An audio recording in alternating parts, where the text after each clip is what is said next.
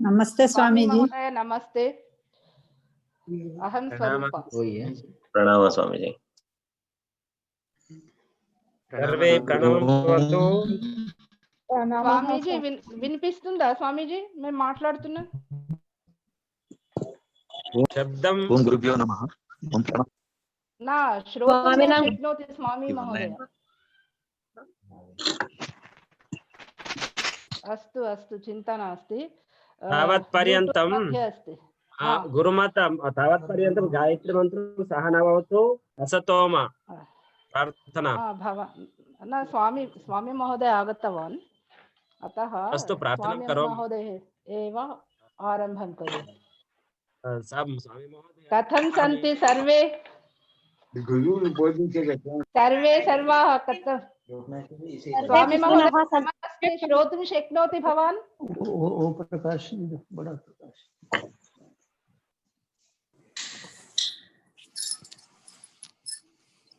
वेदमित्र महोदय, आचार्य महोदय। ओम स्वामी महोदय शब्दं श्रूयते भवता? हाँ श्रूयते। प्रणम्यहम्। अस्तु एक सर्वे सर्वान् जानन्ति स्वामी महोदय, पुनः परिचयं न आवश्यकम् इति अहं मन्ये। अस्तु सर्वे प्रणवं कुर्वन्तु स्वामी महोदयम्। ओम प्रणामः। नमस्ते स्वामी महोदय। शुभं शुभं।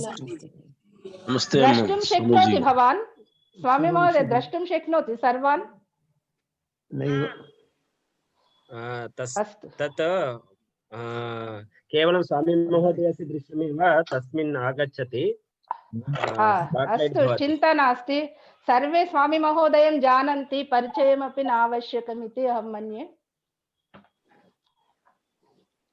अद्य आरभ्य स्वामी महोदयः पाठयिष्यति। अस्माकं सौभाग्यम् अस्ति। प्रारम्भं करोतु स्वामी महोदय।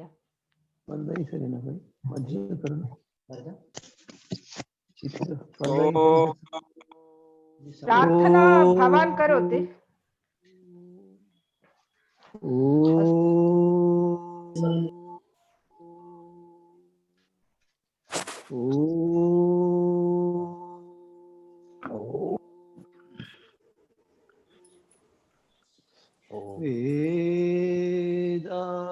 वेदाहमेतं पुरुषं महान्तं आदित्यवर्णं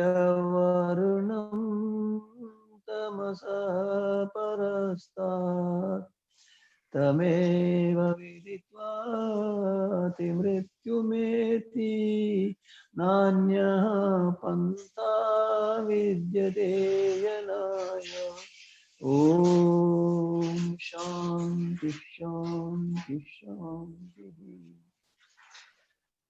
माननीय विद्वजन, प्रिय आर्यबंधुలు, మాతృశక్తి విద్యార్థులు, బ్రహ్మచారులు, మనం ఇప్పుడు ఒక విశిష్టమైన విషయాన్ని తెలుసుకోబోతున్నాము. అది ఎంత మహత్వపూర్ణమైనదో, ఎంత విలువైనదో దాని విషయములు మనకు అంతే తెలుసు. అంత తెలుసుకోవడం అవసరం. మనము మన జీవితాన్ని సమున్నతం చేసుకోవాలనుకుంటే ఇటువంటి విషయాలు క్రమంగా వాస్తవం చేసే సంస్కృతం గురించి తప్పనిసరి తెలుసుకోవాలి. సంస్కృత భాష అంటే ఏమిటి అనే విషయములు మనకి ఏమిటి ఏమి తెలియదు. దానికి కారణము ఆధునిక విద్యా విధానము, మన పరంపరలు, మన వ్యవహారం. అయితే ఆంగ్లేయులు మన దేశంలో ప్రవేశించిన తర్వాత మన ఉన్నతిని చూసి, మన ఉన్నతికి ఆధారము వేదము, సంస్కృత భాష అని తెలుసుకొని సంస్కృత భాష విలువను తగ్గించడానికి వారు దుష్ప్రచారం చేయడం ప్రారంభం చేసినారు. సంస్కృత భాష మృత భాష అని, సంస్కృత భాష ఈనాడు అవసరం లేదని, ఇది కేవలం పూజా పురస్కారాల కొరకు పనికొస్తుందని, ఇది పురోహితుల భాష అని అనేక రకాలుగా దుష్ప్రచారం చేసినారు. ప్రముఖంగా సంస్కృత భాష మృత భాష అని. అయితే ఎంతవరకు పోయినారంటే కొందరు ద్రవిడ మున్నేత్ర కథకం అనే ఒక సంస్థ ఉన్నది. దానికి సంస్కృతం అంటే ఇష్టం ఉండదు. అది నిరాధారమైన నమ్మకాలను కలిగి ఉన్నది. అది అక్కడి ఉచ్చ న్యాయాలయంలో సంస్కృత భాష మృత భాష అని ప్రతిపాదించి న్యాయాలయానికి వెళ్ళింది.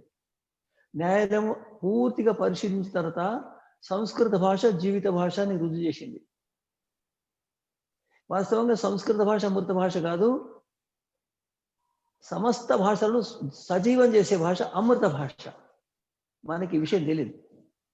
అయితే ఈనాడు మనం తెలుసుకోవడానికి ప్రయత్నం చేస్తాము. మనము మన జీవితాన్ని ఆరోగ్యంగా ఉంచాలనుకుంటే, మన భౌతిక ఉన్నతిని సాధించాలనుకుంటే, వైజ్ఞానిక ఉన్నతిని సాధించాలనుకుంటే, ఆర్థికంగా ఉన్నతిని సాధించాలనుకుంటే, ప్రకృతిని సమతూకంలో ఉంచాలనుకుంటే, ప్రజలకు ఉపకారం చేయాలనుకుంటే, ప్రజల ఆరోగ్యాన్ని కాపాడాలనుకుంటే, సమస్త ప్రపంచాన్ని జాగరూకం చేయాలనుకుంటే, సమస్త ప్రపంచంతో ఒక సూత్రంలో బంధించబడాలనుకుంటే సంస్కృత భాష అవసరం. సంస్కృత భాష ద్వారా అనేకులు మన పూర్వీకుల ఆచార్యులు, ఉదాహరణ కొరకు ఆచార్య శంకరుడు, ఆదిశంకరుడు మహాప్రతిభాశాలి. ఆయన 24 ఏళ్ల క్రితము, 2400 ఏళ్ల క్రితము సంస్కృత భాష నేర్చుకొని, దర్శనాలు చదువుకొని, విద్వాంసుడై, తార్కికుడై సమస్త భారతదేశాన్ని తన జ్ఞాన వైదుష్యం ద్వారా చుట్టి ప్రజలను మేల్కొల్పినాడు. అతని ప్రచార మాధ్యమం సంస్కృత భాషని. అయితే సంస్కృత భాష ఒకప్పుడు సమస్త ప్రపంచంలో వ్యవహారం ఉండేది. ఈ విషయాలన్నీ క్రమంగా చెప్పడానికి నేను ప్రయత్నం చేస్తాను. అయితే మన అస్తిత్వాన్ని కాపాడుకోవాలనుకుంటే, మన పరంపరను రక్షించాలనుకుంటే సంస్కృత భాష నేర్చుకోవాలి. సంస్కృత భాష నేర్చుకోకుండా మన జీవితంలో ఒక్క దినం గడవదు. ఏక దిన్ भी नहीं గడ सकता, चल नहीं सकता. అంటే ఒక దినం కూడా గడవదు. కారణం ఏంటంటే, సంస్కృత భాష లేని ఒక దినం ఎందుకు గడవదంటే, మనం ఉదయము సాయంత్రం 2 సార్లు సందేహం చేస్తాం. పౌరాణికులు ఏదో ఒకటి నమ శివాయనే ఏదో అనుకోండి, ఒకటి అనుకుంటాం, అది సంస్కృత భాషనే. అయితే మనం సంస్కారాలు చేయాలనుకుంటే సంస్కృత భాష. అమావాస్య పూర్ణిమ యజ్ఞం చేయాలనుకుంటే, పౌర్ణమాస్య అమావాస్య యజ్ఞం చేయాలనుకుంటే, దర్శ పూర్ణమాస్య అనుకుంటే సంస్కృత భాష. సంస్కారాలు చేయాలనుకుంటే సంస్కృత భాష. పూజా పాఠం చేయాలనుకుంటే సంస్కృత భాష. సత్యనారాయణ కథ చేయాలనుకుంటే సంస్కృత భాషనే. నామకరణం చేయాలనుకుంటే సంస్కృత భాష. సమస్త క్రియాకలాపాలు, మందు స్వీకరించాలనుకుంటే ఔషధ సంస్కృత భాష. స్నానం చేయాలనుకుంటే సంస్కృత భాష. ఈ ఒకటేమిటి, సమస్త క్రియాకలాపాలు సంస్కృత భాష ద్వారా లేక వేద మంత్రాల ద్వారానే జరుగుతాయి. అవి లేకపోతే, ఆ వేద మంత్రాలు లేకపోతే మన క్రియాకలాపాలు నడవవు. అయితే ఇంత విస్తృతమైన వ్యాపకమైన విశాల స్వరూపం గల సంస్కృత భాషతో మనకు సంబంధం తెగిపోయిందంటే మన జీవితం ఖండితమైనట్టే. మనము ఈనాడు సమస్త ప్రపంచం నుండి సమస్త లోపాలకు, దోషాలకు, రోగాలకు కారణం వెతికితే నాకు తెలిసినంత వరకు దానికి సమాధానము కేవలం వేదంలో లభిస్తుంది, సంస్కృత భాషలో లభిస్తుంది. ఈనాడు చాలా మంది ఏమనుకుంటారంటే, సంస్కృత భాషలో కొన్ని పుస్తకాలు అనుకుంటారు. సంస్కృత భాషలో ఉండే పుస్తకాల పరిమాణము ఎక్కడ తెలియదు ఎవరికి. అనేక పుస్తకాలు, అనేక పుస్తకాలయాలు విదేశీయుల ద్వారా కాల్చబడిపోయినాయి, బూడిద చేయబడి. అనేక పుస్తకాలు చెదలు పట్టిపోయినాయి. ఇప్పుడు కూడా లక్షల హస్తలిఖిత గ్రంథాలు ఉన్నాయి. వాటిని రక్షించే వారు లేరు. ఈనాడు ప్రపంచంలో ఎవరికి తెలియని విషయము మన గ్రంథాల్లో ఉన్నట్టుగా నా దగ్గర ఆధారాలు. అయితే మనము సంస్కృత భాష ఎందుకు అవసరమో నేను ఇప్పుడు ఒక వేదమంత్రం ద్వారా మీకు తెలపడానికి ప్రయత్నం చేస్తాను. చాలా మందికి ఏమనుకుంటుంటే, ఈ కాలంలో సంస్కృత భాష ఏమవసరం అంటే, నేనంటానంటే మానవునికి సంస్కృత భాషకు అవినాభావ సంబంధం ఉన్నది. మానవుడు జీవించాలనుకుంటే సంస్కృత భాష అవసరము. సంస్కృత భాష ఉంటేనే మనిషిని మనుగడ కొనసాగుతుంది. ఇప్పుడు చెప్తాను ఒకటి. ఒక వేద మంత్రము, మాత భూమి పుత్రో అహం పృథివ్యా. చాలా మంది ఏమనుకున్నారంటే, మాకు సంస్కృత భాష అర్థం కాదు, వేదం చదవాలనుకుంటే వేదాంగాలు చదవాలి, వేదాంగాలు చదవలేదు, సంస్కృత భాష రాదు, మాకు సంస్కృత భాష అర్థం కాదనుకుంటారు. ఇప్పుడు సంస్కృత భాష రాని వారికి నేను చెప్తాను ప్రముఖంగా, మీరు చూడండి, మాత భూమి తెలుసు, మాత అంటే తల్లి, భూమి అంటే భూగోళం. మాతా భూమి పృథివీ అహం పుత్ర, నేను పృథ్వీ దానికి పుత్రుడు. మీకు తెలియదు ఏం చెప్పండి? మీకు సంస్కృత భాష రాదు, మీరు సంస్కృత భాష చదవలేదు, మీరు తెలుగు కూడా చాలా ఎక్కువ చదవలేదు, మీకు ఏ భాష ప్రముఖంగా రాదు, అయినా కూడా మీకు ఈ వేద మంత్రంలో ఉండే 4 శబ్దాలు అర్థం. మాతా భూమి, నా మాత, పుత్రుడు అహం పృథివీ, నేను పృథివీ పుత్రుడు. అంటే ఎంత ఉన్నట్టు ఇప్పటికీ సమస్త ప్రపంచానికి మంత్రం అవసరం. ఒకవేళ ఈ మంత్రాన్ని సమస్త మానవులు అనుసరించినట్టయితే, సమస్త దేశాలు అనుసరించినట్టయితే వివాదాలు చాలా తగ్గిపోతాయి. ఎట్లా? ఈ మంత్రం గురించి నేను చాలాసార్లు చాలా మందికి చెప్పినాను, కొంతమందికి తెలియదు, ఇప్పుడు చెప్తున్నాను.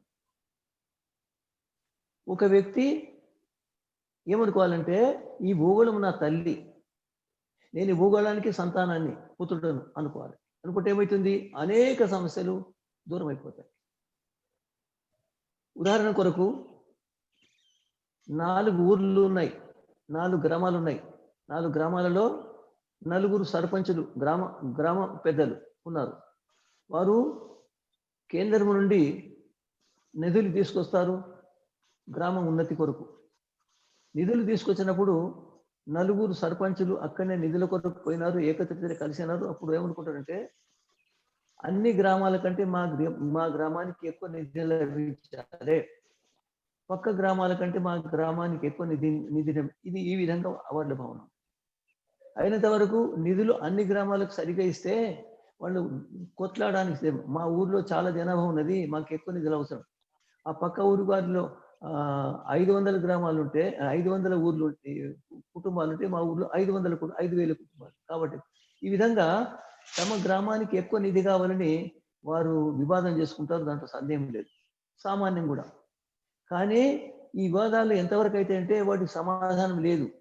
ఈ వివాదాలకు ఈ వివాదాలకు సమాధానం చేయాలనుకుంటే, ఈ చిక్కు లేకుండా చేయాలనుకుంటే ఒకటి ఏమిటంటే, మాతా భూమి పుత్రు అహం పృథివీ, నేను భూమికి పుత్రుడను, భూమి నా తల్లి అని అనుకుంటే, ఆయన అన్ని గ్రామాలకు దాని అనుపాతాన్ని బట్టి, జనసంఖ్యను బట్టి, అవసరాన్ని బట్టి సమానంగా వ్యవహారం చేయగలుగుతాడు. 4 సర్పంచులను పక్కకు పెట్టి 4 సర్పంచులకు బదులుగా 4 ఊర్లకు ఈయనను ఒక్క ఆయననే సర్పంచం చేసేస్తే, ఆ ఒక్క సర్పంచ్ మొట్టమొదలు తన ఊరికి ఎక్కువ నిధి రావాలని ఎట్లా అనుకున్నాడో ఇప్పుడు అట్లా అనుకోడు. ఆయన ఏమనుకున్నట్టే, అన్ని ఊర్లకు సమానంగా నిధి లభించాలి, అన్ని ఊర్ల వికాసం కావాలి, ఎందుకంటే అన్ని ఊర్లు నా ఊర్లే, నేను అన్ని ఊర్లకు సంబంధించిన ఆ విధంగా. అయితే ఈ విధంగా ప్రపంచంలో మానవుడు జీవించి ఉండేంత వరకు వేదాలు అవసరం. ఏ యుగం కూడా వేదాలు లేకుండా గడవడం, సుఖంగా శాంతి మార్గంలో గడవడం సంభవం కాదు, సాధ్యం కాదు. అయితే ఇది నేను ఒక విషయం చెప్పినాను, ఇటువంటి వేద మంత్రాలు చాలా ఉన్నాయి. అయితే మనము మొట్టమొదలు ఒక ఉదాహరణ ఇస్తాను. ఒక అంతస్తు భవనం, 2 అంతస్తులు ఉన్నాయి. అయితే మనం ఎన్ని అంతస్తుల భవనం నిర్మించాలనుకుంటే అంత లోతు పునాదులు తీయాలి. ఇది సామాన్యంగా తెలిసిన విషయం. ఒక అంతస్తు ఇంటికి ఎంత పునాది అవసరమో 4 అంతస్తుల భవనానికి ఆ పునాది సరిపోదు. అదేవిధంగా మీరు సంస్కృత భాషలో పరిజ్ఞానం సంపాదించుకోవడానికి, మీరు సంస్కృత భాష నేర్చుకోవడానికి ముందు కూడా వేద మంత్రాల అర్థాలు తెలుసుకోవడానికి, వేద సిద్ధాంతాన్ని తెలుసుకోవడానికి కావలసిన అనేక విషయాలు చెప్పడానికి ప్రయత్నం చేస్తాను. సంస్కృత భాష గురించి ఒక ఉపన్యాసమే సరిపోదు, సంస్కృత భాష గురించి 10 దినాలు కూడా నాకు సరిపోవు. అయినా మీకు సంస్కృత భాష గురించి తెలపడానికి ప్రయత్నం చేస్తాను. సంస్కృత భాష యొక్క స్వరూపం తెలిస్తే మీరు చాలా సంతోషపడతారు, మీరు చాలా ఉన్నతి సాధించగలుగుతారు, మీరులో స్వాభిమానం వస్తుంది, మీరు ఆత్మవిశ్వాసం వస్తుంది. ప్రపంచ దేశాలకు ఈ సంస్కృతి, మన ఆర్యావర్త దేశము, ఈ దేశము గురువు అని ఇప్పటికి చెప్పగలుగుతారు. ఇవన్నీ విషయాలు కావాలనుకుంటే నేను సంస్కృతం యొక్క వ్యాపక స్వరూపాన్ని మీ ముందు చెప్పడానికి ప్రయత్నం చేయాలి, మీరు అర్థం చేసుకోవడానికి ప్రయత్నం చేయాలి. ఈ విధంగా సంస్కృత భాషను మనం తెలుసుకోవాలి. సంస్కృత భాష మహర్షి దయానందుడు మాతృభాష అన్నాడు, మన మాతృభాష అన్నాడు. నాకు చాలా ఏళ్ళ వరకు అర్థం కాలేదు. మహర్షి దయానందుని మాతృభాష గుజరాతీ భాష. ఆ గుజరాతీ భాష గల వ్యక్తి మాతృభాషను, సంస్కృతాన్ని మాతృభాష అంటే ఎట్లా అని ఆలోచిస్తే చాలా తర్వాత అర్థమైంది. ఆయన వేదాల భక్తుడు, వేదాలైన కర్తాల అంటే ఆయన చేతిలో ఒక ఉసిరిక ఉన్నట్టుగా స్పష్టంగా ఉండేది. అంత పరమ భక్తి, వేదాల గురించి అంత పరమభక్తి, వేదాలు ఉండే విషయాన్ని వారు అంత గమనించినారు. అయితే త్వమిహ పితా వసో త్వం మాత శతకృతో బహువిధ అథాతే సుమ్నమే, ఒక వేద మంత్రం. త్వమిహ నః పిత, త్వం అంటే సంస్కృతంలో త్వం అంటే హిందీలో తుమ్ అయిపోయింది. త్వమిహ నః పిత, నీవే మా తండ్రివి. త్వమిహ పిత వసో త్వం మాత, నీవే తల్లి. అంటే భగవంతుడు మనకు తల్లి, భగవంతుడు మనకు తండ్రి. అయితే భగవంతుని ద్వారా మానవులకు లభించిన భాష సంస్కృత భాష. కాబట్టి ప్రతి మానవునికి సంస్కృత భాష మాతృభాష. మనందరికీ మాతృభాష సంస్కృత భాష. లండన్లో ఉండే వారికి మాతృభాష సంస్కృత భాష, అరబ్ దేశంలో ఉండే వారికి సంస్కృత భాష మాతృభాష. అన్ని దేశాలలో ఉండే సమస్త మానవులకు, సమస్త ప్రపంచంలో వ్యాపించుండే సమస్త మానవులకు మాతృభాష సంస్కృత భాష. సంస్కృత భాషనే మాతృభాష. సంస్కృత భాష కంటే ముందు ప్రపంచంలో ఏ భాష లేదు. ఆంగ్లేయులు ప్రయత్నపూర్వకంగా ఈ సంస్కృత భాష మహత్వాన్ని, వేదాలను కించపరచడానికి అనేక కుతంత్రాలు చేసినారు. వారు సంస్కృత భాష మృత భాష అని, సంస్కృత భాష వ్యాప్తి ఎక్కడ లేదని అనేక రకాల ప్రయత్నం చేసినారు. ఇప్పుడు ఆ ప్రయత్నాన్ని చాలా మంది నమ్ముతున్నారు. ఆధునికంగా బాగా చదివేవారు, బిఏ ఎంఏ చదివేవారు, కొంత సంస్కృతంతో సంబంధం ఉన్నవారు, పరిచయం ఉన్నవారు, వారు సంస్కృత భాష మనకు పనికిరాదని ఇప్పటికీ అనుకుంటున్నారు. సంస్కృత భాష ఉపయోగపడిన భాష, సంస్కృత భాష చాలా కఠినమైన భాష, సంస్కృత భాష రాదు మనకు, కఠినం నేర్చుకోరు అని అనేక అపోహలు. వాస్తవంగా ఇవన్నీ నిరాధారం, అసత్యము. మీరు క్రమంగా నా ఈ భావాలు వింటే మీకు ఈ విషయం తెలుసు. సంస్కృత భాష వ్యవహారములు లేదని వాళ్ళు ప్రకటించినారు. ఇప్పుడు ప్రస్తుతము మన దేశంలో దాదాపు 30 వారపత్రికలు సంస్కృత భాషలో ముద్రించబడింది. 30 వారపత్రికలు. అనేక సంస్థల పేర్లు సంస్కృతం ఉన్నాయి, అనేక ప్రాంతాల పేర్లు సంస్కృతం ఉన్నాయి. సంస్కృతము మనం పక్కకు పెడితే మన మనుగడ సాగడానికి వీలేదు. ఇంకొక విషయం చూడండి మీరు, నేను చెప్పినాను సంస్కృత భాష ప్రపంచంలో కేవలం ఒకే ఒక భాష, అది భగవంతుని ద్వారా ఇవ్వడిన భాష.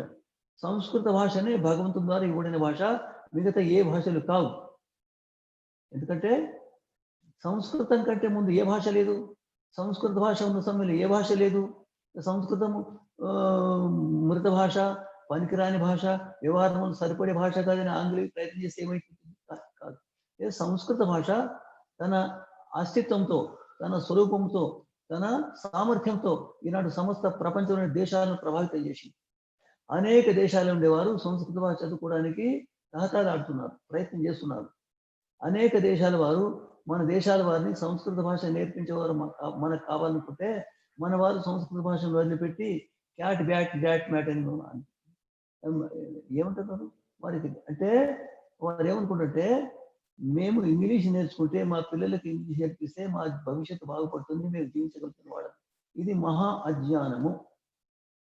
విదేశీయులు సంస్కృత భాష నేర్చుకోవడానికి ప్రయత్నం చేస్తున్నారంటే, వారికి సంస్కృత భాష లేకుండా మిగతా భాషలో పాండిత్యం రాదనుకుంటే, వారు సంస్కృత భాష కొరకు ప్రయత్నం చేస్తున్నారంటే మనం ఏమర్థం చేసుకోవాలి?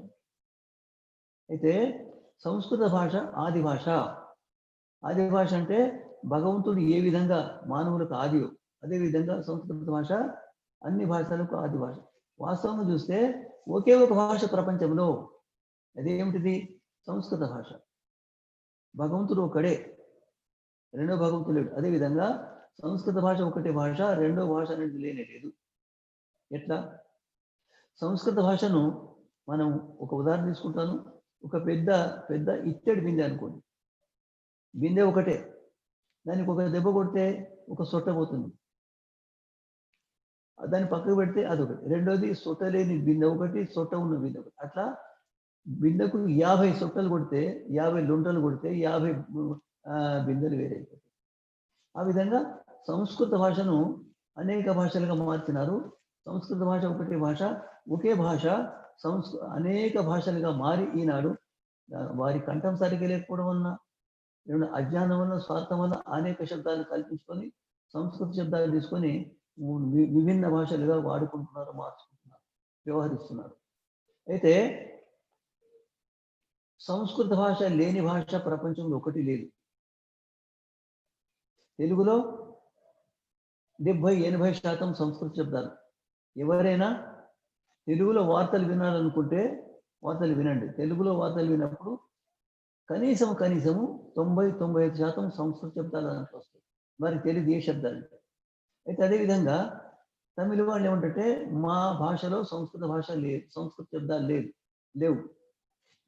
మా భాషకు సంస్కృత భాషకు ఏం సంబంధం లేదు. కానీ పరిశీలించిన తర్వాత పరిశీలకులు పక్షపాతం లేకుండా పరిశీలించిన పరిశీలకులు అంటే తమిళ భాషలో కనీసం 50% సంస్కృత శబ్దాలని పెట్టారు.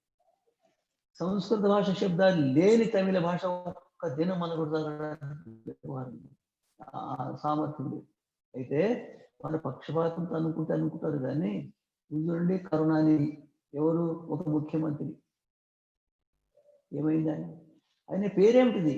సంస్కృత శబ్దాలే. కరుణానిధి. కరుణ అంటే దయ, నిధి అంటే కోశం. మా భాషకు సంస్కృత భాషకు అర్థం సంబంధం లేదంటే ఏమర్థం? కేవలం సంస్కృతం తెలియకపోవడం వల్లనే ఆ విధంగా మాట్లాడుతుంది. వాస్తవం చూస్తే ఒక భాషనే ఈనాడు దాదాపు 2798 భాషలుగా ఒప్పుకుంటున్నారు భాషా పరిజ్ఞానం చేసిన వారు. కొందరు 3500 భాషల వరకు కూడా ఒప్పుకుంటున్నారు. ఏవైనా మనకు తెలియదు. కనీసం మన దేశంలో 1500 భాషలున్నాయని ఈనాటి భాషా వైజ్ఞానికులు ఒప్పుకుంటున్నారు. అయితే సంస్కృత భాష శబ్దాలని తీసుకొని అనేక రకాలుగా వారు వాడుకుంటున్నారు, అనేక రకాలుగా ఆ వ్యవహారం జరుగుతుంది. అయితే నేను ఒకటేం చెప్పినంటే, సంస్కృత భాష లేకుండా మన దైనిక వ్యవహారం జరగదు, ఏ శుభకార్యం జరగదు, మన ప్రముఖమైన కార్యక్రమాలు జరగవు, మన స్నానం సంస్కృత భాష లేకుండా మనం స్నానం చేయలేము, సంస్కృత భాష లేకుండా మనం ఔషధం స్వీకరించలేము, సంస్కృత భాష లేకుండా వస్త్రాలు ధరించలేము, సంస్కృత భాష లేకుండా వ్యవసాయం ప్రారంభం చేయలేము, సంస్కృత భాష లేకుండా వివాహం జరగదు, సంస్కృత భాష లేకుండా ఏ కార్యం జరగదని సంకేతం చెప్పినాను. ఇవన్నీ అనేక ఉదాహరణ సంకేతం. దీంతో మనం ఆలోచించవచ్చు. అయితే ఈ ప్రాంతంలో ఉన్న ఉపన్యాసాలు వారు దాదాపు తెలుగువారు. మీరు చెప్పండి, మీరు మాట్లాడే భాష ఏ భాష? మీరు అనొచ్చు తెలుగు భాష కాదు, మీరు సంస్కృతంతో పరిచయం లేదు కాబట్టి మీరు అట్లా అంటారు. సంస్కృత భాషతో పరిచయం లేని వారు తెలుగు భాష అంటారు. కాదట. నేను అనేక ప్రాంతాలకు వెళ్ళిన, అనేక ప్రాంతాల వారితో మీరు వేదాలు చదవమని చెప్పిన. కొంతమంది అన్నారు పూర్తిగా నిలబడి, స్వామిని మాకు సంస్కృత భాష రాదు, మేము వేదాంగాలు చదవలేదు, మాకు వేదాలు ఎట్లా అర్థమవుతాయి అని అన్నారు. నేను చెప్పినాను, మీకు ఏ భాష అంటే మా గుజరాతీ భాష, మీ భాష అంటే మా బంగ్లా భాష, మీ భాష పంజాబీ భాష, మీ భాష అయ్యా మీ భాష బంగ్లా భాష. నేనేమంటే మీకు సంస్కృతం తెలిసినంతగా బంగ్లా భాష తెలియదు, మీకు గుజరాతీ తెలిసి సంస్కృత భాష తెలిసి గుజరాతీ తెలియదు. అంటే ఆ భాషలో ఉన్న సంస్కృత పదాలు 70-80%. మీరు బంగ్లా భాషను సంస్కృత భాషను విడిదీయండి, ఉండదు. శరీరం ఉండి శరీరం నిలబడుతుంది, శరీరం నడుస్తుంది. ఒకవేళ ఒకవేళ శరీరం నుండి అస్థిపంజరాన్ని పక్కకు పెడితే ఏముంటుంది? శరీరం మాంసపిండి, ఒక్క నిమిషం నిలబడదు. అదేవిధంగా సంస్కృత శబ్దాలను తొలగిస్తే ఏ భాష ఒక్క నిమిషం వరకు ఉండదు, ఒక్క నిమిషం వరకు మాట్లాడడం వ్యవహారం సాధ్యం. ఈ విధంగా అతి విస్తృత స్వరూపం గల సంస్కృత భాషను మనం మర్చిపోయినాము, తెలుసుకోవడం లేదు. ఇంగ్లీష్ వారు పక్షపాతంతో సంస్కృత భాషను మేము ఒప్పుకుంటే మాకు అపమానమైపోతుంది, సంస్కృత భాష కంటే వేరే ఒక భాష ఉండే, దాని నుండి ఈ భాష వచ్చిందని మేము చెప్తే ఆదిలా స్వాభిమానం తక్కువైపోతుంది, మేము వారిపైన రాజ్యం చేయగలుగుతాము, వారిని అణచబెట్టగలుగుతామని అభిప్రాయంతో వారు అనేక రకాలు కల్పించారు. వారు ఏమంటే సంస్కృత భాష కంటే ఇంకొక మూల భాష ఉండే. ఏ భాష? భారతీయ భాష. ఆశ్చర్యం. సంస్కృత భాష కంటే ఆ భాష ఉన్నట్టుగా ఎక్కడ సాహిత్యం లేదు, ఎక్కడ ప్రమాణాలు లేవు, ఎక్కడ ఏమి లేదు. ఎట్లయింది అది? కేవలం పక్షపాతం. అయితే సంస్కృత భాష కంటే పూర్వము ఏ భాష లేకుండే. ఇప్పుడున్న భాషలు మొత్తం సంస్కృత భాష సంస్కృత భాష యొక్క పరిణామాలే, సంస్కృత భాష యొక్క మార్పులే. అయితే సంస్కృత భాషలో సామాన్యంగా మనకు ఇప్పుడు ఏమనిపిస్తుందంటే ఆంగ్ల భాష సమస్త ప్రపంచంలో వ్యాపించిందనిపిస్తుంది. కాదు, మొత్తము 200 దేశాల ఎక్కువ దేశాలు నాకు పూర్తి తెలియదు సంస్కృతం. అయితే ఆ దేశాలలో బహుశా 5, 6 లేక 6 దేశాల్లో ఆంగ్ల భాష మాట్లాడతారు, మిగతా దేశాలు కాదు. ఉదాహరణ కొరకు చైనా భాష. చైనా దేశంలో మన దేశం కంటే ఎక్కువ జనాభా ఉంది, ఎక్కువ జనాభా. అయితే ఆ దేశంలో ఆంగ్ల భాష రాజ్యభాష కాదు. మీరు తెచ్చుకుంటే ఇంగ్లాండ్లో కూడా మొత్తం ఆంగ్ల భాష తెలిసిన వాళ్ళు లేరు. చాలా మందికి ఆంగ్ల భాష తెలియదు, చాలా మంది. మనకి ఈ విషయం తెలియదు. మీరు జపాన్ పోయి ఆంగ్ల భాషను మాట్లాడితే వాళ్ళు మీతో మాట్లాడరు. అనేక దేశాలు మీకు అక్కడ ఉండి సంస్కృత భాష ఉండదు. అయితే అక్కడ ఇంగ్లీష్ భాష పనిచేయదు అనేక దేశాల్లో. మనకు తెలియదు, మన నాయకులు మనల్ని భ్రాంతిలో నిలుపుతున్నారు. ఆంగ్ల భాష సమస్త ప్రపంచం ఉన్నది, దాని ద్వారానే దేశ విదేశాలు వెళ్ళగలుగుతాము, అది లేకుండా వెళ్ళలేము. అది ఉంటేనే అనేక రకాల ఉన్నతిని సాధించగలుగుతాము, అది లేకపోతే సాధించలేము అని అంటుంటారు. కానీ ఇది పూర్తిగా నిరాధారము, ఆధారం లేదు. రెండోది ఇంగ్లీష్ భాషలో ఎన్ని శబ్దాలు చెప్పండి. ఇంగ్లీష్ భాషలో దాదాపు 1100 శబ్దాలు, 10,000 శబ్దాలు లేక 11,000 శబ్దాలు. షేక్స్పియర్ అనే ఇంగ్లీషు నవలకారుడు, ఇంగ్లీషు ఉపన్యాసానికి. అయితే ఆ నవలకారుడు వాడిన శబ్దాలు అందరికంటే ఎక్కువ అని అంటున్నారు. అంటే దాదాపు ఆయన వాడిన శబ్దాలు 5,000 అంటున్నారు. అంతకంటే శబ్దాలు ఆయన ఎక్కువ వాడు, అంతకంటే మించిన శబ్దాలు వాడేవాళ్ళు. అయితే దానికంటే ఎక్కువ హిందీ శబ్దాన్ని 70,000. అదేవిధంగా అనేక భాషలు చూస్తే ఆంగ్ల భాషలో 11,000 శబ్దాలు ఉంటే అనేక భాష ఏ భాషలో కూడా దానికంటే తక్కువ శబ్దాలు ఎక్కువ. అయితే మనకు ఆ భాష విషయం లేదు. ఇప్పుడు ఆంగ్ల భాషలో కోశాలు ఉన్నాయి, దాన్ని డిక్షనరీ అంటారు, నిఘంటువులు ఉన్నాయి. ఆ నిఘంటువులు ఏమున్నది? బహుశా 2,70,000 బహుశా 3,00,000 శబ్దాలు కూడా కనిపిస్తాయి. అవి ఏవి? ఇంగ్లీష్ శబ్దాలు కావు, అనేక దేశ భాషల శబ్దాలను వాళ్ళు దాంట్లో నింపుకున్నారు. మీరు చెప్పండి, మామిడికాయను, మామిడి పండును ఇంగ్లీష్లో ఏమంటారు? మ్యాంగో. అది ఇంగ్లీష్ కాదు, అది తమిళ, కేరళ భాష. చీరలు అంటారు, సారీ సెంటర్. వాళ్ళకి ఏంటి సారీ అంటే సెంటర్ ఉంది. సారీ అంటే ఏంటిది? చీర అన్నదాకా సారీ అంటుంది. అక్కడ ఇంగ్లాండ్ వారు చీరలు కట్టుకోకపోతే అక్కడ సారీ ఎక్కడికి తెలుస్తుంది? ఎంత ఆశ్చర్యం! మనకు తెలియకపోవడం వలన మనల్ని ఉపహాసం చేయడానికి అనేక ఉపహాసం చేసే విషయాలు వాళ్ళు చెప్తా ఉన్నారు. ఇది ఉపహాసాస్యమైనది. అంటే ఇంగ్లీష్ భాషలో చీరకు శబ్దమే లేదు, ఇంగ్లీష్ భాషలో మామిడికాయకు, మామిడి పండుగకు శబ్దమే లేదు. ఇంగ్లీష్ భాషలో, మన తెలుగు భాషలో నీటికి 100 శబ్దాలు ఉన్నాయి, ఇంగ్లీష్ భాషలో 1 శబ్దం. మన భాష సంస్కృత భాషలో చెట్టుకు 10-15 శబ్దాలు, ఇంగ్లీష్ భాషలో 1 శబ్దం. రెండోది ఏంటంటే ప్రపంచంలో కేవలం సంస్కృత భాష శబ్దాలకే అర్థం ఉన్నది, ఏ భాష శబ్దాలకు అర్థం లేదు. ఏ భాష శబ్దాలకు అర్థం లేదు. అర్థాలు గల శబ్దాల భాష ఒకటే సంస్కృత భాష. ఎందుకంటే భగవంతుడు జ్ఞానస్వరూపుడు. అంటే భగవంతుడు అర్థయుక్తమైన శబ్దాలను మనకు ఉపదేశించినాడు. ఎట్లా? 2 విధాలు. ఒకటేమో భగవంతుడి జ్ఞానం వేదం. అయితే ఆ వేదాన్ని భగవంతుడు సంస్కృత భాషకు ఇచ్చినాడు. సంస్కృత వేదాలు అటువంటి గ్రంథం ఇంతవరకు ప్రపంచం చెప్పాలి. వేదాల యొక్క గొప్పతనం చెప్పడానికి నేను ఒక విషయం చెప్తాను. బైబిలు, పురాణాలు, చివరికి సత్యాది ప్రకాశం కూడా మొదటి లెక్క లేదు. పురాణాలలో అనేక రకాల కలగలుపు లేదు, మనుస్మృతిలో అనేక రకాల కలగలుపు లేదు, అనేక గ్రంథాలు కాదు. కానీ వేదాలు ఇంతవరకు కూడా ఒక మంత్రం పక్కకు పెట్టండి, ఒక ఒక చరణం కూడా కలవలేదు, ఒక శబ్దం కూడా కాదు. ఆద్యపాంతం లక్షలు కాదు, కోటాను కోట్ల సంవత్సరం నుండి వేదాలు అదే విధంగా ఉన్నాయంటే దాన్ని కాపాడిన వారు ఎవరు తెలుసుకోండి. ఆ కాపాడిన వారు ఎంత శ్రద్ధతో వాటిని కాపాడినట్టు తెలుసుకోండి. ఆ శ్రద్ధ ఎందుకని వాళ్ళు ఉద్భవించిందో మీరు చూడండి. దానివల్ల ఏమవుతుందంటే ఆ వేదాలు అంత పరిజ్ఞానం అనేది. కాబట్టి అంత పరిజ్ఞానం గల వేదాలను మనం జీవితాన్ని అర్పించి వంశాలను అర్పించి దాన్ని రక్షించాలనే భావన వాళ్ళకు ఉండడం వల్ల వాళ్ళు వేల కుటుంబాలు, వంశాలు దానికి అంకితమై అర్థం తెలుసుకోకపోయినా సరే కానీ ఇంత రక్షిస్తే సరిపోతుందని వారు రక్షించడానికి మూల వేదాలను కట్ట తీసుకున్నారు.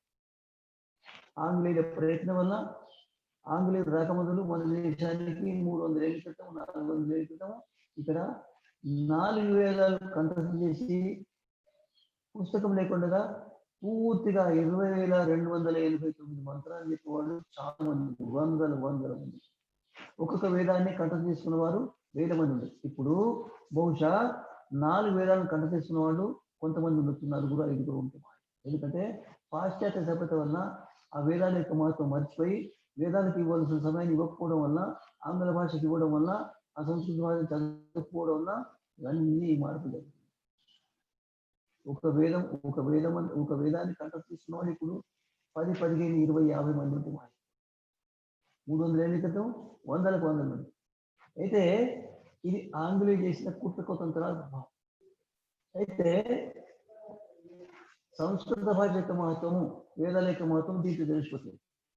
ఒకవేళ ఈ వేదాల్లో అంత విజ్ఞానం లేకపోతే లక్షలు కాదు, కోటాను ఏళ్ల నుండి ఒకరు కాదు, ఇద్దరు కాదు, 100 మంది కాదు, వేల వంశాలు, 1000 కుటుంబాలు జీవితాన్ని దానికి అర్పించి ఏమి ఆశించకుండా, ఏమాత్రము ఆ భోజనం కానీ, వస్త్రం కానీ, పుస్తకం కానీ, ధనం కానీ ఏమాత్రం ఆశించకుండా వరుసగా జీవితాన్ని అర్పించి ఆ వేద మంత్రాలను కంఠస్థం ఎందుకు చేస్తున్నట్టు దీంతో తెలిసిపోతుంది సంస్కృతం యొక్క మహత్వం.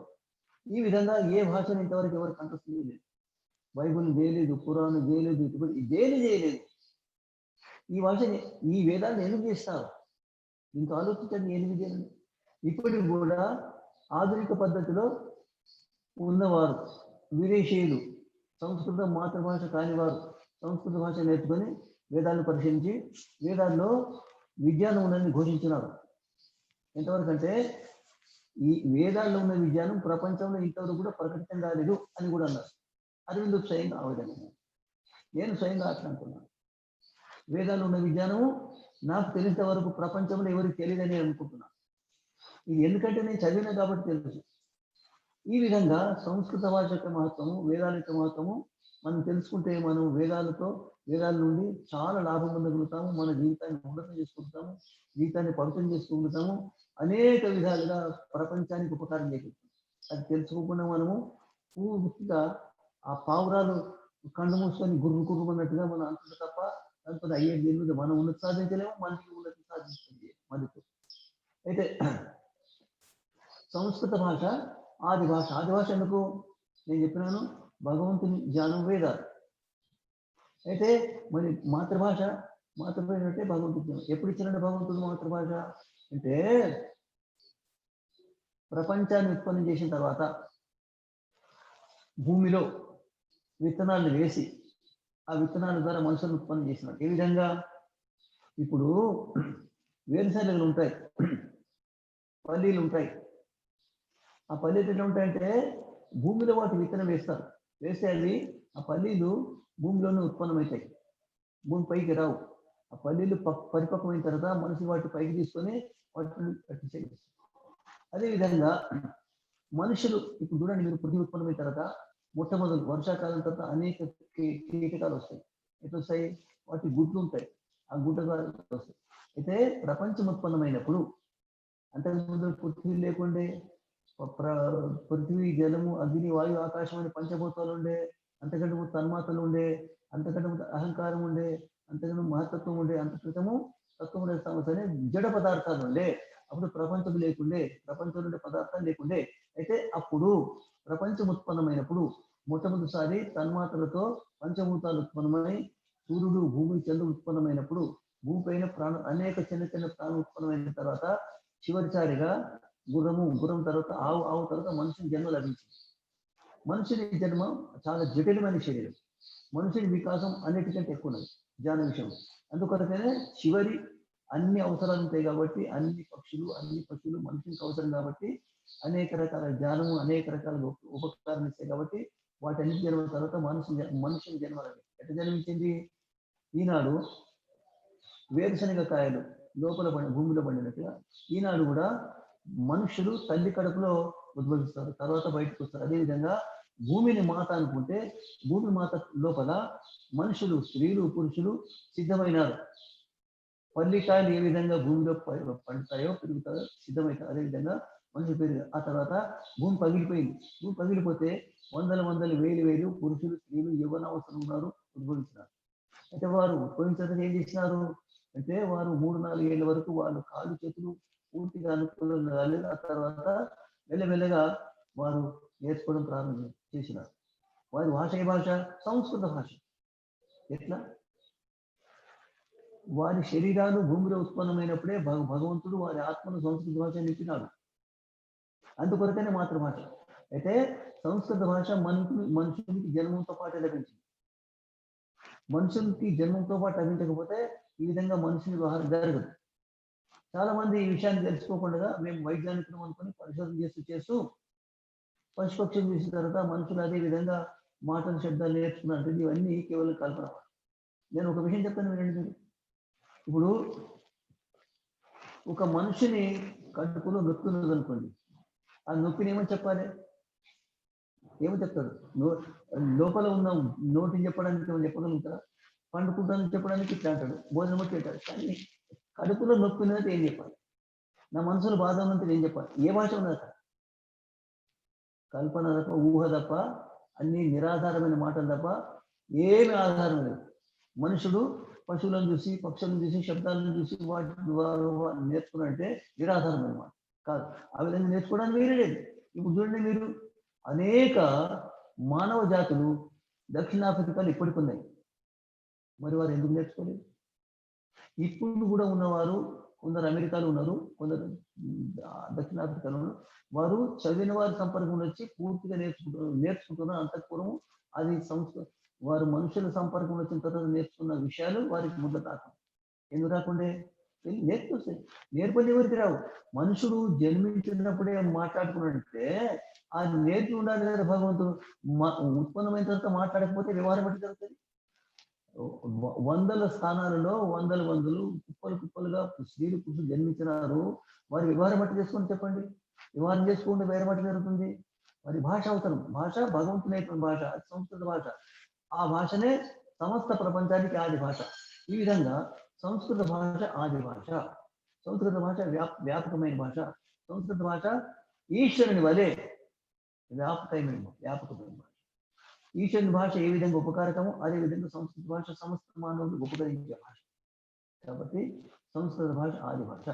రెండోది, సంస్కృత భాష అంటే కొంతమంది ఏమంటే మొదలు వేరే భాష ఉండే, కొంతమంది చాలా మంది కాదు ఏమిటంటే ప్రాకృత భాష ఉండే. ప్రాకృత భాష నుండి సంస్కృత భాష ఉత్పత్తి. సంస్కృత నాటకాలలో అక్కడక్కడ ప్రాకృత భాష ఉంటుంది. ప్రాకృత భాష అంటే ఆనాటి చదువురాని వారు మాట్లాడే సంస్కృత భాష అని అర్థం. అయితే వీళ్ళు తుక్కుపంది అంటారు కదా, ఏదో ఒకటి చెప్పాలని చెప్పి మేము పండితులు అందుకని చెప్తా ఉంటామంటే ప్రాకృత భాష నుండి సంస్కృత భాష ఉత్పత్తి. ఎందుకంటే ప్రకృతి అయ్యా మీకు తెలియదు. తెలియని భాష తెలియని వాళ్ళు ఎందుకు మాట్లాడారు? తెలియని విషయం అని చెప్తారు కాదు. అంటే ఏమంటే సంస్కృతం ఏంటంటే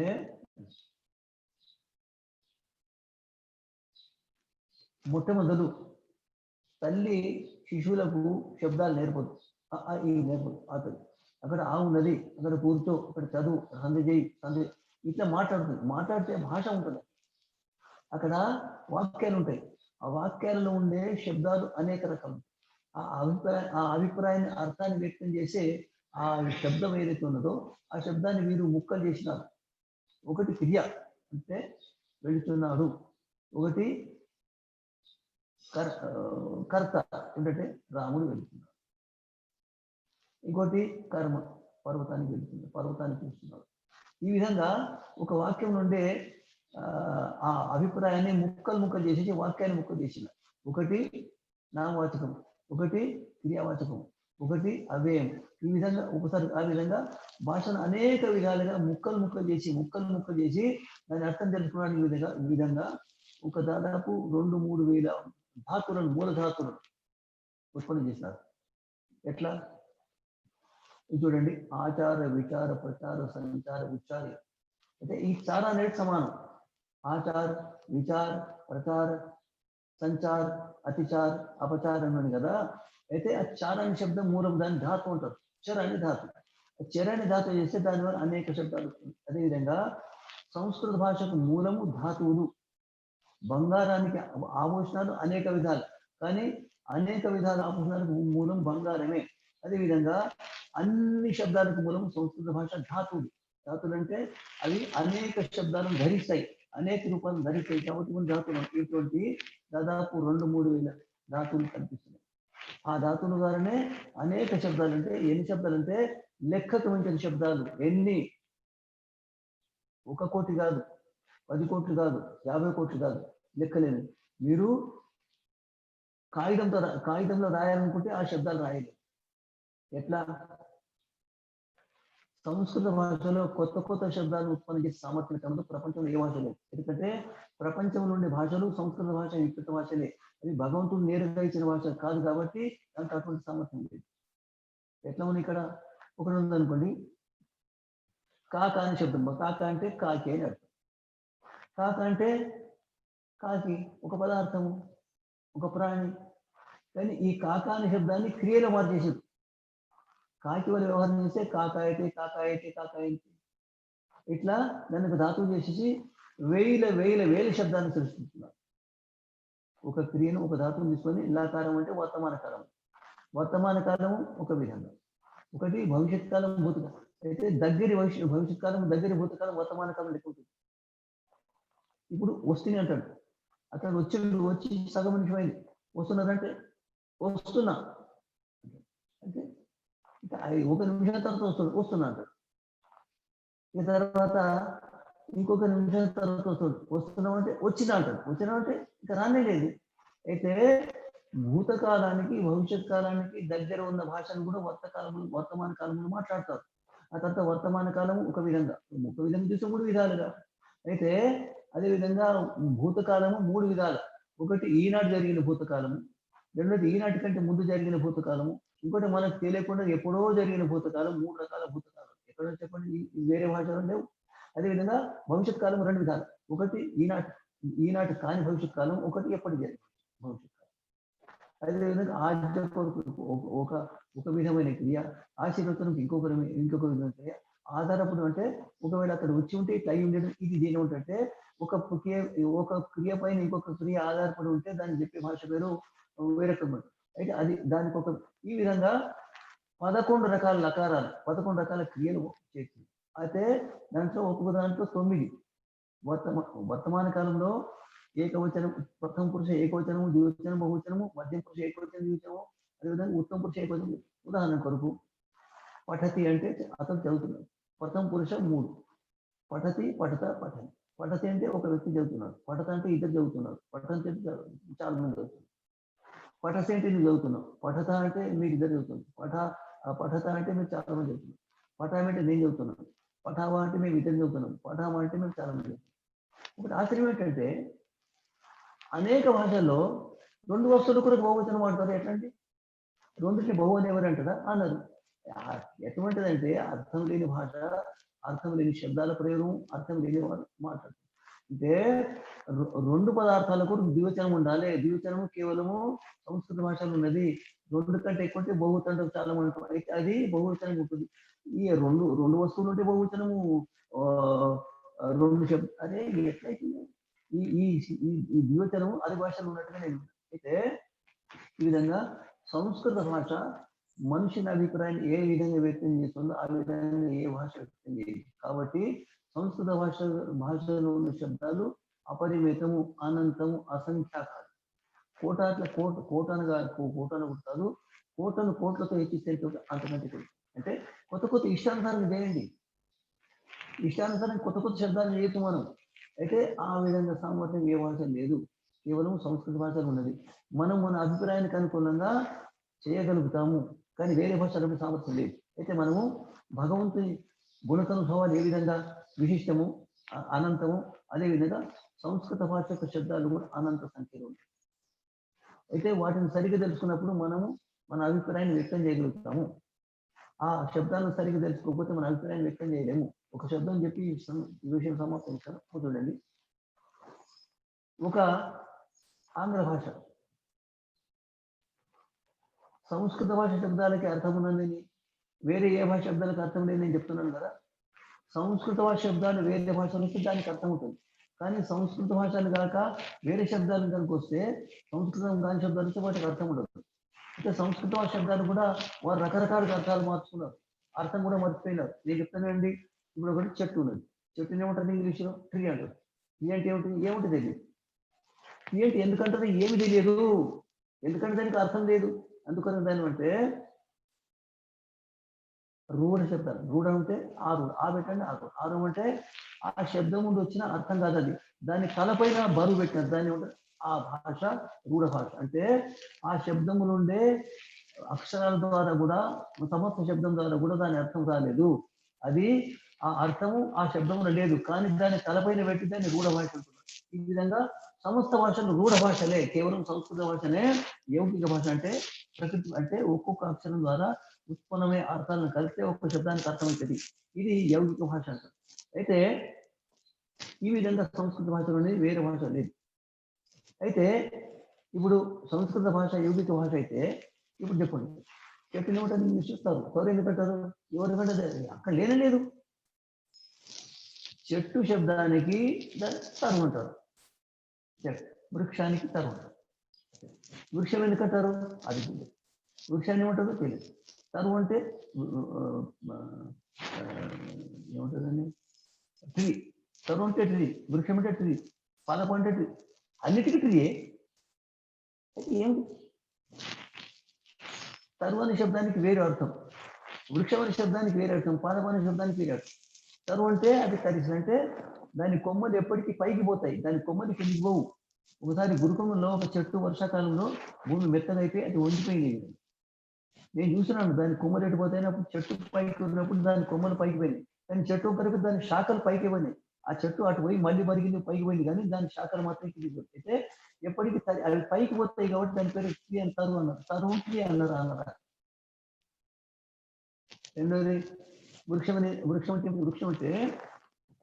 భూమిలో రాళ్ళు ఉంటాయి, కంకర రాళ్ళు ఉంటాయి. అయితే దాంట్లో చెట్టు పెడితే మనం గడపత్రం దువ్వాలనుకుంటే గడపత్రం దువ్వితే గడపత్రం మనం ఎగిపోతాయి. కానీ చెట్టు పెడితే ఏమవుతుంది? ఆ చెట్టు మెల్లగా ఆ సందు నుండి రాళ్ళను పక్కకు తీసుకొని రాళ్ళను కిందిపోతుంది. అంటే భూమిని ఛేదిస్తుంది అని అర్థం. అది భూమిని ఛేదిస్తుంది కాబట్టి వృక్షం అంటారు. దీనికి అర్థం ఇంగ్లీష్ భాష లేదు. రెండోది అంటే మనం గోడకు దగ్గర కనుక యాప చెట్టు పెట్టినట్టయితే 50 ఏళ్ళ తర్వాత 30 ఏళ్ళ తర్వాత అది చాలా పెద్దగా అయిపోయిన తర్వాత దాని ఏర్లు పునాదిలో ఉండే భూమిలో ఉండే కింద ఉన్న రాళ్ల మధ్యలో నుండి అది దూసుకొని పోయి రాళ్ళని విడిదిస్తుంది, అది దరాలు అవుతుంది, పెద్ద పడే వస్తుంది. అయితే ఇది వృక్షం. వృక్షం అంటే దానికి అర్థం. అది అదేవిధంగా పాదప అంటే ఏమిటి? పాదప అంటే పాద అంటే కాళ్ళు, పా అంటే కాళ్ళు. పాదప అంటే కాళ్ళ ద్వారా నీళ్ళు తాగకూడదు అన్నట్టు. కాళ్ళ ద్వారా ఎవరు నీళ్ళు తాగుతారు? చెట్టుకు కాళ్ళు వేర్లే, ఆ వేల ద్వారానే భూమిలో ఉండే పదంలో నీటిని తీసుకుంటుంది, దాని పేరు పాదప అంటారు. ఈ విధంగా ఒక శబ్దానికి ఒక వస్తువును వ్యక్తం చేయడానికి ఋషులు మహర్షులు వేదాంత శాస్త్రాలు కూడా ఏముందంటే ఆ చెట్టులో ఉండే గుణాలను ఒక్కొక్క శబ్దం ద్వారా వ్యక్తం చేస్తే ఒక్కొక్క శబ్దానికి అనేక పర్యాలుగా వాటిలో ఉండే గుణాలను చెప్తుంటాయి. అదేవిధంగా ఈ శబ్దానికి అనేక రకాల అర్థాలు ఉంటే వాటికి అనువాదం వేరే భాష కాదు.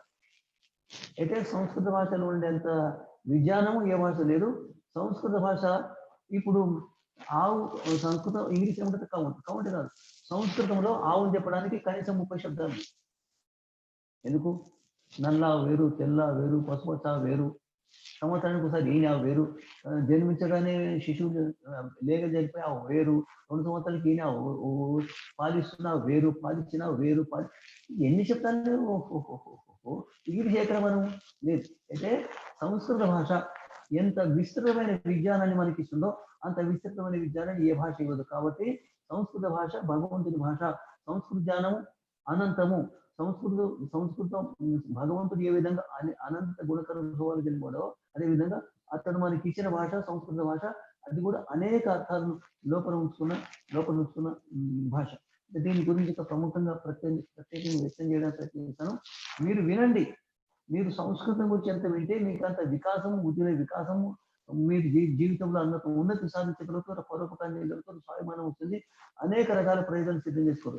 సంస్కృత భాష గురించి నేను భూమిక రూపం మాట్లాడుతున్నాను. ఈ భూమిక రూపంలో కాకుండా వేరే సంస్కృతం గురించి నేను మాట్లాడితే మీకు సంస్కృతం గురించి ఎక్కువ తెలుసుకోలేదు. సంస్కృత భాష చదవండి, కానీ సంస్కృతం యొక్క స్వరూపము దాని మాత్రం అని తెలుసుకోకుండా సంస్కృత భాష చదవడం కొద్దిగా లాభకరం, ఎక్కువ లాభకరం. నేను కొన్ని విషయాలు చెప్పడానికి ప్రయత్నించాను. ఇప్పుడు మీకు ఎవరికైనా సందేహాలు ఉంటే అడగండి.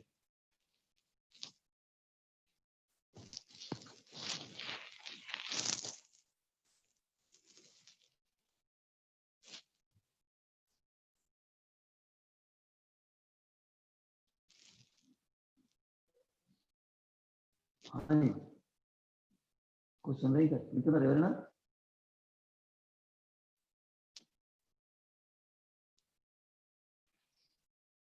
वेदमती सुन रहे क्या आप? कौन सुन रहे हैं? हाँ सुनाई दे रहा है. हाँ, ఎవరైనా అడగాలనుకుంటే అడగండి, సందేహాలు ఉంటే అడగండి.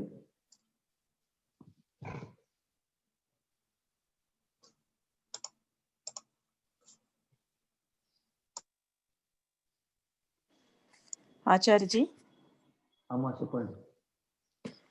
ఇప్పుడు సంస్కృత భాష గొప్పతనం అంటే మీరు చెప్పారు కదండి. ఇప్పుడు అయితే కేవలం సంస్కృత భాష అయితేనే మనకి ఒక ఆధారం అనేది ఎట్లా ఏర్పడుతుందండి? అంటే సంస్కృత భాషతో వేరేవి నేర్చుకుంటే అది బాగానే ఉంటుందండి. కేవలం దాని మీద ఆధారపడితే మనకి జీవిక అనేది ఎట్లా వెళ్తుందండి? అది ఇబ్బంది కదండి. కేవలం లెక్చరర్స్ గా వెళ్తారు, అంతే కదండి. అది నేర్చుకోకపోవడం వల్ల జీవిత కొరకు చేతులు చాపాల్సి వస్తుంది. అర్థమైందమ్మా? ఏంటండి? సంస్కృత భాష నేర్చుకోకపోవడం వలననే చేతులు చాపాల్సి వస్తుంది. వేరే వేరే విషయాలు నేర్చుకోవాల్సి వస్తున్నాయి. అర్థమైందా లేదా? అర్థమైంది. అంటే వేరే విజ్ఞానం కూడా మనం తెలుసుకోవాలి కదండి. ఇప్పుడు సైన్స్ ఇవన్నీ ఉన్నాయి, అవి కూడా ఉపయోగమే కదండి మనకి. ఏంటంటే ఇప్పుడు తల్లిపాలు ముఖ్యమా కాదా? అవునండి. తల్లిపాలు వదిలిపెట్టి ఇంకేమో చేస్తా అంటే ఏమవుతుంది? అవునండి. మీకైతే ఇప్పుడు మీరు చెప్పండి అమ్మ, మీకు ఇంగ్లీష్ భాష ఎన్ని దినాలు నేర్చుకోగలుగుతాడు ఒక వ్యక్తి? ఏంటండి? ఇంగ్లీష్ భాష నేర్చుకోవాలనుకుంటే ఎన్ని నెలలు పడతాయి చెప్పండి? ఎన్ని దినాలు, ఎన్ని వారాలు? సంవత్సరాలు పడతాయండి. అయితే మీరు కనుక ఇంగ్లీష్ నేర్చుకుంటే, సంస్కృతం నేర్చుకుంటే ఒక్క నెలలో ఇంగ్లీష్ భాష వస్తుంది, ఒకటే నెల. మీకు గుజరాత్ భాష రావాలంటే ఎన్ని దినాలు కావాలి? అది కష్టమైంది, టైం పడుతుందండి. మీరు గుజరాత్ భాష సంస్కృతం నేర్చుకుంటే 15 దినాల భాష. మీరు బంగ్లా భాష నేర్చుకోవడానికి ఎన్ని దినాలు పడతాయి? అవునండి, చాలా టైం పడుతుందండి. సంస్కృత భాష నేర్చుకుంటే 1 వారం 2 వారాలు వస్తుంది. మన దేశంలో సంస్కృత భాష సంబంధం అనేది ఏ భాష లేదు. సంస్కృతం నేర్చుకునే వ్యక్తి దేశంలో ఎక్కడికి పోయినా కొంచెం 1 వారం 2 వారాలు కొంచెం ఇబ్బంది అయితే ఉచ్చారణ వల్ల, తర్వాత అతడు చాలా వరకు అర్థం అభిప్రాయం తెలుసుకుంది. నేను అభివృద్ధి తెలుసుకున్నా. కేరళ వెళితే అక్కడ భాష అర్థమైంది, కర్ణాటక వెళ్తే అక్కడ భాష అర్థమైంది, ఇక్కడ బంగ్లా వెళ్తే అర్థమైంది, ఇప్పటికీ అర్థమవుతుంది.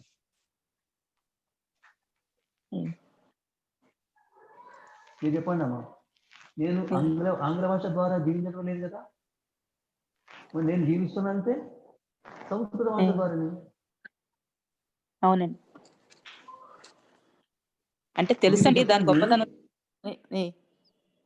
చెప్పండి ఆచార్యజీ. నేనేమంటున్నంటే, మీరు సంస్కృత భాష నేర్చుకుంటే మీరు ఇతర భాష నేర్చుకోవాల్సిన అవసరం ఉండదమ్మా. నేను నేర్చుకున్నాను కాబట్టి అంటున్నాను మీకు. మీరు సంస్కృత భాష నేర్చుకుంటే సంస్కృత భాషలో ఉండే అనేక పుస్తకాలు రాసి తెలుసుకుంటే మీ పూజ జరుగుతుంది, మిమ్మల్ని గౌరవిస్తారు, మిమ్మల్ని ఆదరిస్తారు, మిమ్మల్ని పిలిచిపోతుంటారు. మీరు 10 మంది పిలిస్తే మీరు ఒక దగ్గర పోతారు, 10 మంది దగ్గర ఒకసారి అంత పరిచయం. ఆ భాష అది లేదు. అంటే దాని విలువ అందరూ ఏంటండి ఇంకోటి నేను చెప్పేది, ఇప్పుడు సామాన్యంగా చెప్పిన విషయం చాలా మందికి తెలుసు. ఒక వేద మంత్రంలో నేను ఇప్పుడు చదివినాను, దాంట్లో ఉన్న శబ్దాలు చెప్తాను. త్వమిహ పిత, త్వమిహీన పిత అంటే నీవే నా తండ్రి, త్వం మాత నీవు తల్లి. ఇక్కడ మీరు చెప్పడం సంస్కృతంలో కాదు, అనేక భాషలలో ఎక్కడ కూడా తల్లి పేరు మొదలు వస్తుంది, తండ్రి పేరు తర్వాత వస్తుంది. అర్థమైనదమ్మా? అది మీ మాట క్లారిటీ లేదండి, సరిగ్గా రావట్లేదు. అయితే ప్రతి భాషలో తల్లి తండ్రి శబ్దాలు వస్తే మొదలు తల్లి శబ్దం, తర్వాత తండ్రి శబ్దం వస్తుంది. అర్థమైందా?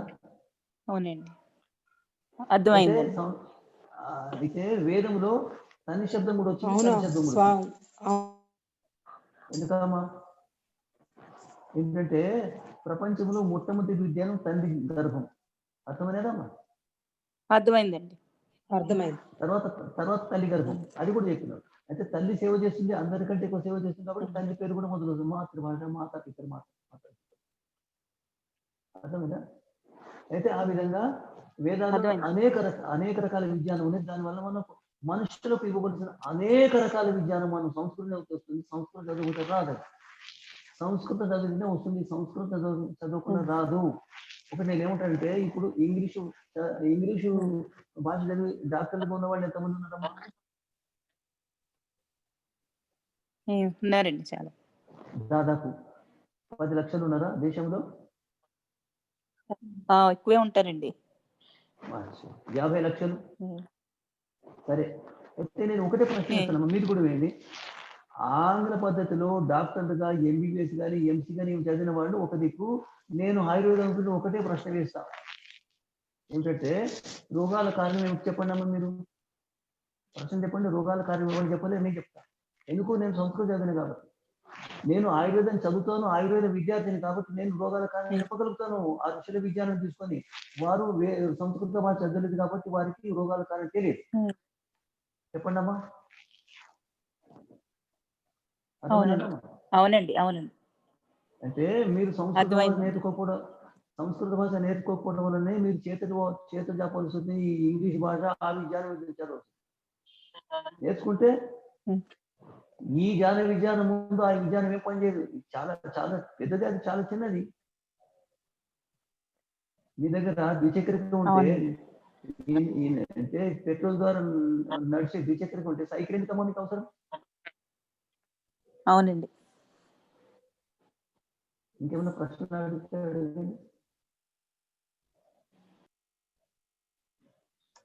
ఇప్పుడు మనము అన్ని భాషలకు మాతృభాష సంస్కృతం అంటారు కదా గురుజీ. నా పేరు రాఘవేంద్ర అండి. అయితే అప్పటి కాలంలో, అంటే ఎప్పుడైతే మనం పూర్వం అనుకుంటున్నామో అప్పటి కాలంలో అందరికీ ఇండ్లలో కూడా మాతృభాష సంస్కృతం లాగానే ఉండిందా? కేవలం ప్రపంచంలో సంస్థ మనం రాకపోతే ఒకటే సంస్కృత భాష. ఓకే. అయితే నేను ప్రమాణాలని నేను మీకు రాసిన ప్రమాణాలు చూపిస్తా, రేపు కాగితం రాసి చూపిస్తా. ఇతర దేశాల నుండి వైజ్ఞానికులు పరిశోధన స్వయంగా అంటున్నారు, బైబిల్ ఉన్నది. అదే గురించి, అంటే ఇప్పుడు మనము మాతృభాష సంస్కృతము అందరి ఇండ్లలో అదే మాట్లాడుతున్నటువంటి పరిస్థితిలో నుంచి మనము ఒక రకమైన భావన ఏంటంటే, విదేశీయులు లేకపోతే మొఘళ్ళు అనుకుందాము, లేదా ఆంగ్లేయులు అనుకుందాము, వాళ్ళు వచ్చేసి భాషను కొద్దిగా కాదు కాదు కాదు కాదు అంటే రెండు కారణాల వల్ల భాషలు మారిపోతాయి. సంస్కృత భాషలు వికృతి వచ్చినాయి. ఒకటి కంఠం సరిగ్గా లేకపోవడం వలన, అశ్రద్ధ వలన. ఇప్పుడు చూడండి, తల్లి ఏముంటుంది, పిల్లవానికి నీళ్ళు కావాలంటుంది. నీళ్ళు కావాలంటుంది ఏముంటుందని, పాలు కావాలంటే దుద్దు ఉంటుంది. అంటే దూధ అనాలి కదా.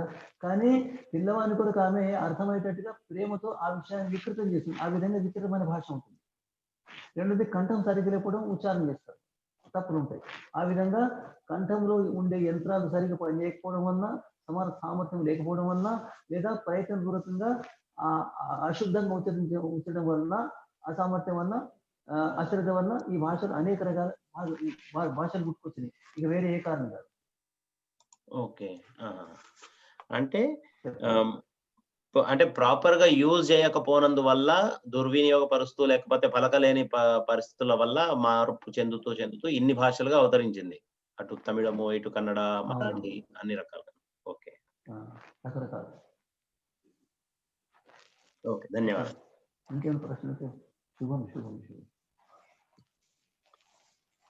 నమస్తే స్వామీజీ. శుభం శుభం. మాట్లాడుతున్నానండి భాగ్యనగర్ నుంచి. చెప్పండి.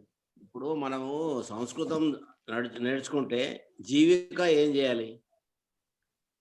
నేర్చుకోకపోవడం జీవించలేకపోతుంది. నేను చెప్పిన సంస్కృతం నేర్చుకోకపోవడం జీవించలేకపోతున్నాము.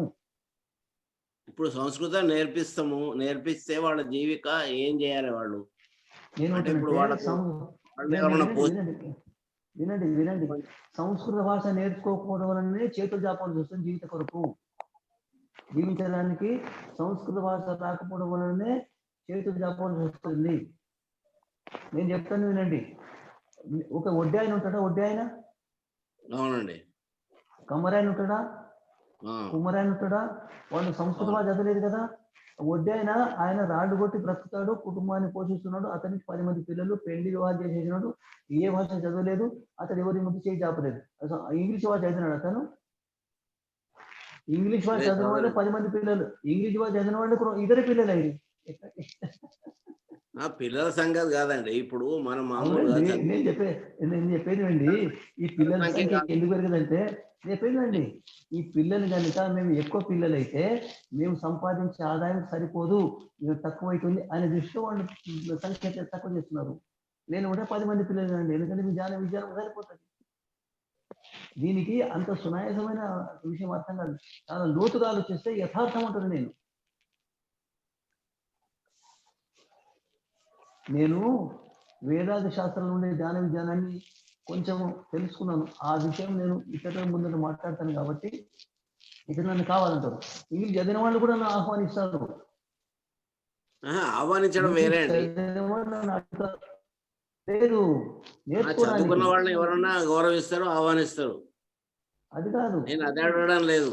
ఎవరు గౌరవిస్తారు, ఎవరు ఆహ్వానిస్తారు లేదు, అది కాదంటే సంస్కృత భాష చదవడం వల్ల వారికి ఇంగ్లీష్ భాష చదివిన వారికి తెలియని విషయాలు సంస్కృతం ఉన్నది, అందుకొరకు ఆహ్వానిస్తాను నన్ను. అవునండి, ఈ సంస్కృతం చెబితే చాలా జ్ఞానం వస్తుంది. మీరు చెప్పిన మాట నాకు అర్థమైంది. కానీ వాడు బతకడానికి ఏం చేయాలి, ఎట్లా జరుపుతారు? కమ్మరోళ్ళు అంటే వాళ్ళకు అలవాటు. నేను చెప్పేదేనండి, మీరు వడ్డాయని ఎట్లా బతుకుతుందని చెప్పండి, కమ్మరాయని ఎట్లా చెప్తే, కుమ్మరాయని ఎట్లా బతుకుని చెప్పండి.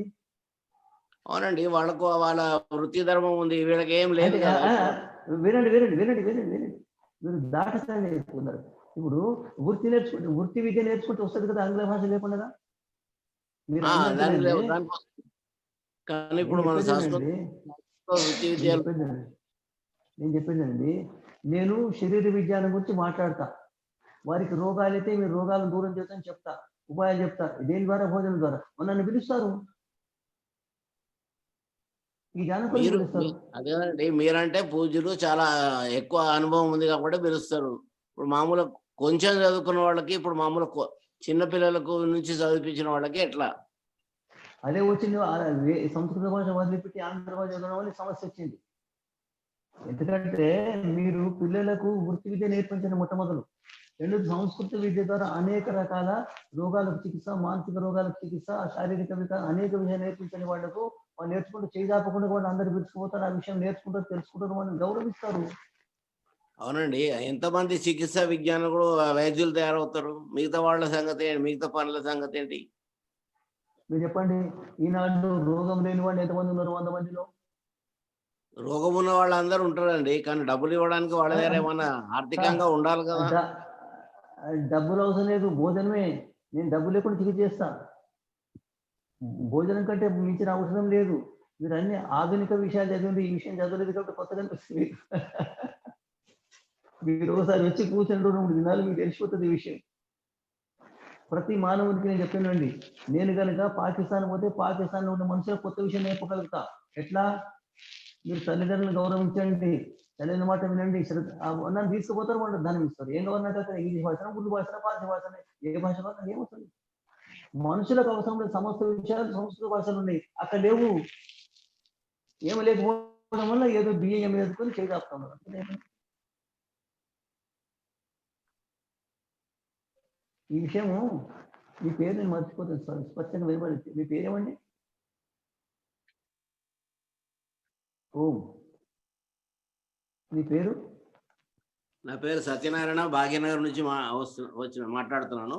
నేను ఇంతకుముందు మీ దగ్గరికి గురుకులాలు చాలాసార్లు వచ్చాను. కామారెడ్డి మాది, కామారెడ్డి. అయితే మీరు ఇప్పుడు నేను కూర్చుంటే ఇక్కడికి వస్తే నేను మీ మనసులో ఉండే సందేహాలు పూర్తిగా నాకు తెలిసిన సమాధానం చెప్పదు. సరేనండి, వస్తారు. చాలా సంతోషం.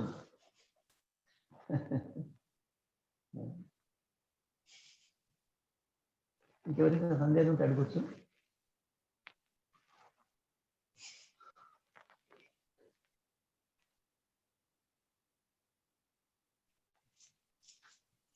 ఓం స్వామీజీ. అమ్మ చెప్పండి. ఇంత ముందు నుంచి అయితే నేర్చుకోలేకపోయినాము. వేదమిత్ర ఆచార్య వలన, చంద్రకళ మాతాజీ ద్వారా కొంత నేర్చుకుంటున్నాం మేము సంస్కృతం. కానీ అంత పిల్లలకు అబ్బినట్టు గురుకులంలో ఉంటే నేర్చుకుంటే వచ్చినంత తొందరగా రావట్లేదు. కానీ ఏదో ప్రయత్నం చేస్తున్నాము మేము. మరి అది మీరు చెప్పిన దాన్ని బట్టి ఇంకా మాకు దాని మీద కోరిక పెరిగింది నేర్చుకోవాలని. మరి మీరు ఒక 5-6 మంది ఎప్పుడైనా వస్తే నేను మీకు ఈ వేదాల ద్వారా మీకు సమస్త మానవులకు లేక చాలా మందికి వారి జీవితం బాగుపడే విధంగా కొన్ని విషయాలు నేర్పగలుగుతారు. దాంతో మీకు ఆర్థికంగా లాభం కలగకపోని మీరు తీసుకొని ఆ విధంగా వారు జీవించే పద్ధతిలో చాలా విషయాలు మీరు చాలా సంతోషపడతారు. వారు జీవించే పద్ధతి రాదు. మీరు సంస్కృత భాష నేర్చుకొని ఆయుర్వేదంలో విషయం నేర్చుకుంటే జీవించే పద్ధతి నేర్పితే అందరూ సంతోషపడతారు. ఇప్పుడు చూడండి అమ్మా,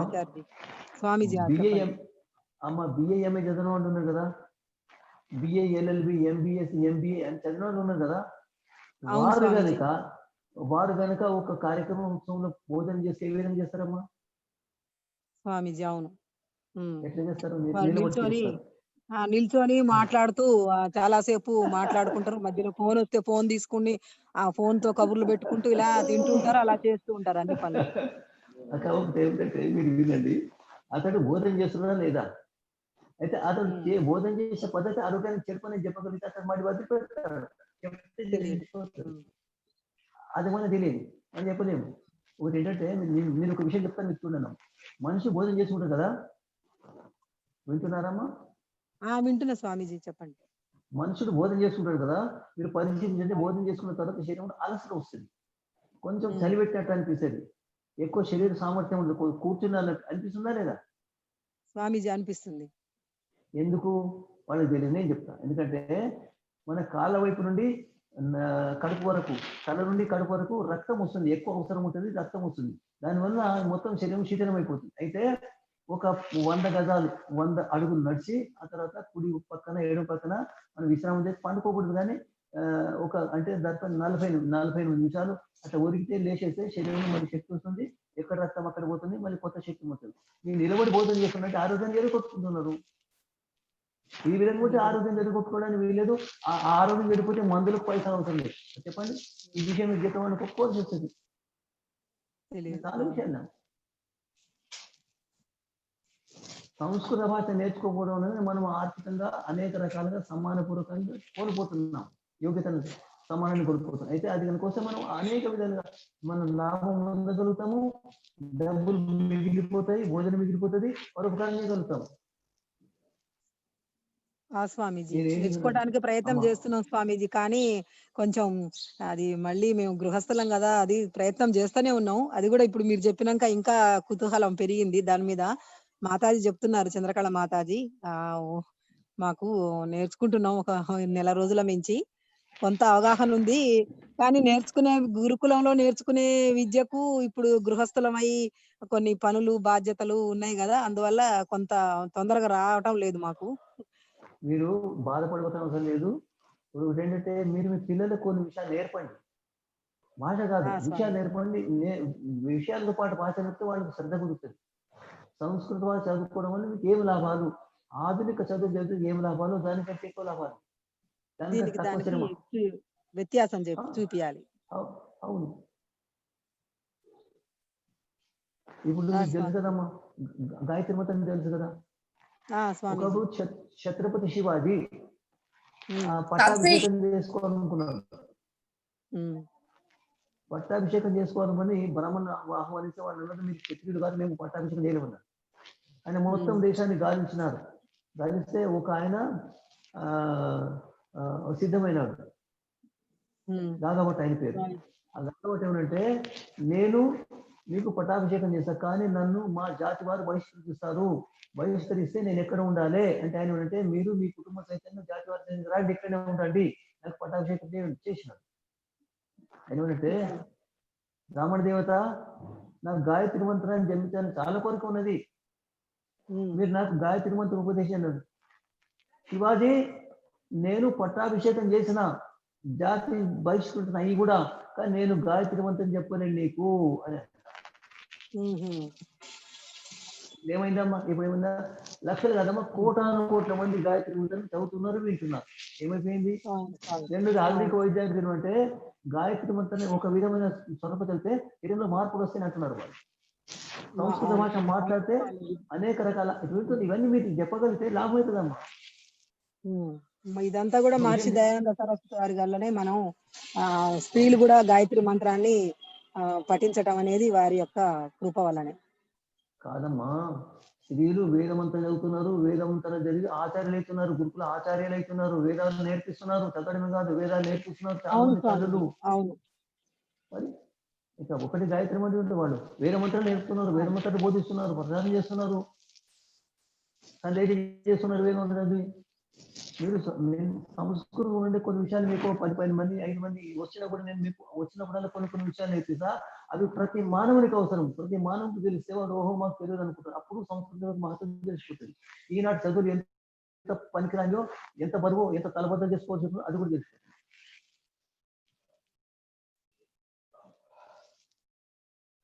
అవును స్వామీజీ, మీరు చెప్పింది అక్షర సత్యాలు. నిజం, మేము కూడా ఇంకా తెలుసుకోవాలి చాలా. ఈ సంస్కృతం గురించి తెలుసుకోవాలనే కుతూహలం పెరిగింది. స్వామీజీ ధన్యవాదములు. నమస్తే. శుభం శుభం.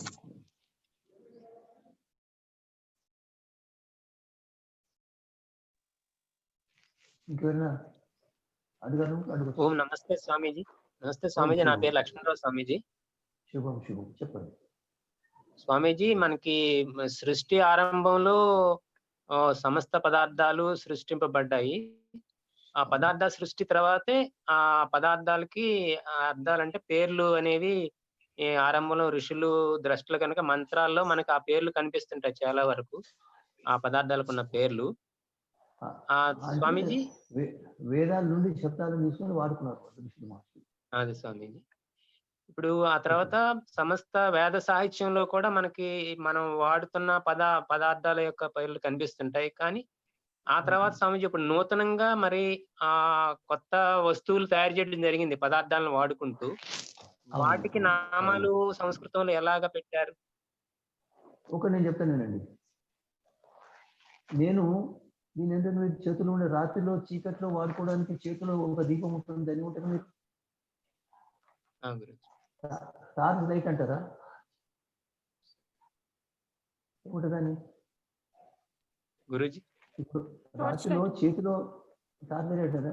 ఎందుకన్నా టార్చ్ లైట్ అంటే అర్థం ఏంటిది? తెలియదండి.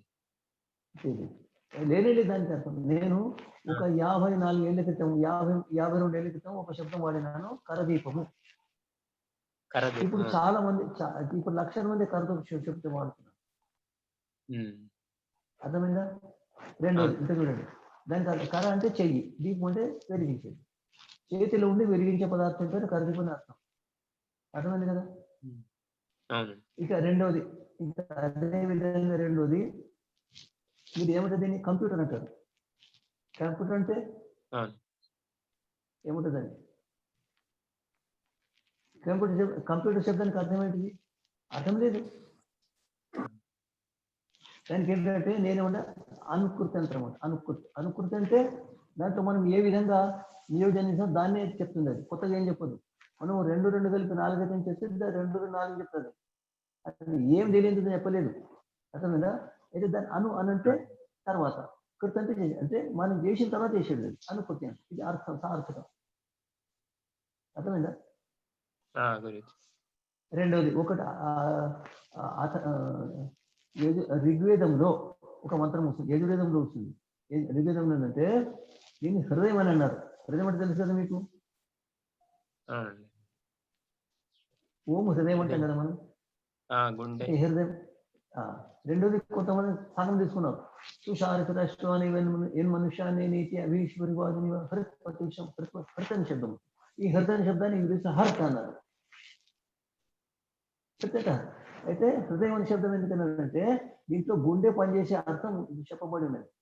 హృది అంటే హరిస్తుంది, అంటే మొత్తము నఖశిఖాగ్రములో ఉండే శరీరంలో ఉండే అవయవాల నుండి రక్తాన్ని, అశుద్ధ రక్తాన్ని తీర్చుకుంటుంది. దా అంటే దాన్ని దానం చేస్తుంది. యా అంటే నియంత్రణ చేస్తుంది. కాబట్టి దానికి హృదయం. ఇట్లా శబ్దములోనే అర్థం ఉన్నది. ఈ విధంగా మన శబ్దాల మీద సంస్కృత భాషలో ఏం చెప్తానంటే, ఒక తల్లి ఒక సంవత్సరం పిల్లవాడిని 2 సంవత్సరాల పిల్లవాడిని ఊరిలో పండబెట్టుకొని అతన్ని వైద్యానికి, భౌతిక వైద్యాన్ని చేరుకుంటే సంస్కృతం అర్థం. సూర్యునికి 50 పేర్లు ఉన్నాయండి. 50 పేర్లు కాదు, 50 సూర్యుల్లో ఉండే 50 గుణధర్మాలను ఆ 50 శబ్దాలు చెప్తున్నాయి. అయితే మనం చిన్నప్పటి నుంచే పిల్లలను వైద్యానికి చేయగలుగుతాం. ఆ సంస్కృత భాషను వదిలిపెట్టి ట్రీ అంటే పాట్ అంటే ఎందుకని మనం ఊహించేది, ఎందుకు ఆశ్రయించేది?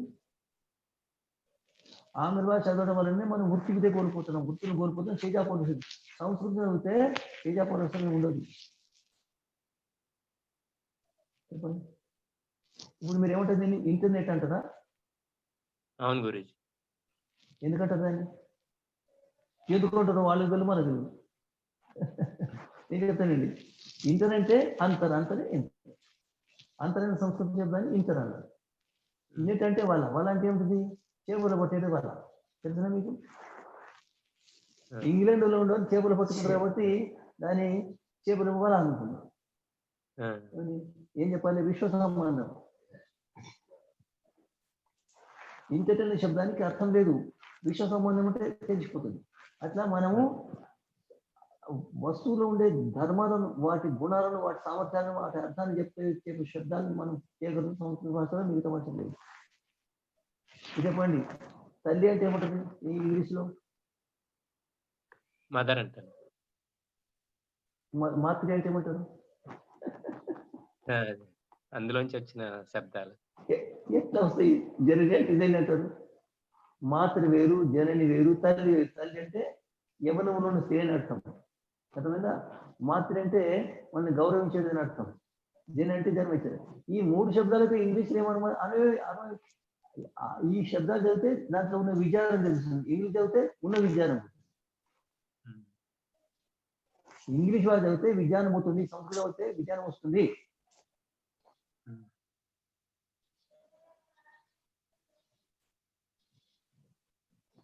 చెప్పండి. ఇంకేమైనా ప్రశ్న అడగచ్చు. ధన్యవాదాలు గురూజీ. చెప్పండి. ఓం నమస్తే గురూజీ. స్వామీజీ చెప్పండి. చందన భాగ్యనగరం నుంచి. స్వామీజీ, సంస్కృత భాష ప్రభావము భౌగోళిక వాతావరణం ఏమైనా ఉందా? అంటే మన భారతదేశంలో ఇన్ని భాషలు ఉద్భవించడానికి కారణం వాతావరణం కూడా ఉంటుందా ప్రభావం? ఒకటమ్మా, సమాజంలో ఎటువంటి భావాలు ఉంటే వాటి అటువంటి భావాలు వీళ్ళు ప్రభావితం చేస్తారు. అదే విధంగా ఆలోచిస్తారు. అర్థమైనా? అయితే మనం ఏంటంటే ఇంగ్లీష్ ఇప్పుడు ఒక తల్లి ఉంటుందమ్మా, ఒక 5-6 ఇళ్ళు ఉన్న ఒక చిన్న ఊర్లో ఉంటుంది. చేరులో ఉండే 5-6 ఇళ్ళు ఉంటుంది. అయితే ఆమె ఏమనుకుందంటే నాకు కొడుకు జన్మిస్తే నా కొడుకు కడుపు నింపాలనుకుంటే ఈనాడు చదవాలని ఆమె ఒక నమ్మకం అయింది. చెప్పండి. నా సంతానము జీవించాలనుకుంటే ఈ ఆధునిక చదువులే ఆధారము, అది తప్ప ఏది లేదని ఒక నమ్మకం ఉన్నదాని మనసులో ఆమెకు చదువు రాదు ఏంటి చెప్పండి. దీనికి సమాధానం ఏం చెప్పాలి? ఇవి సమాజంలో వ్యాపించిపోయినాయమ్మా.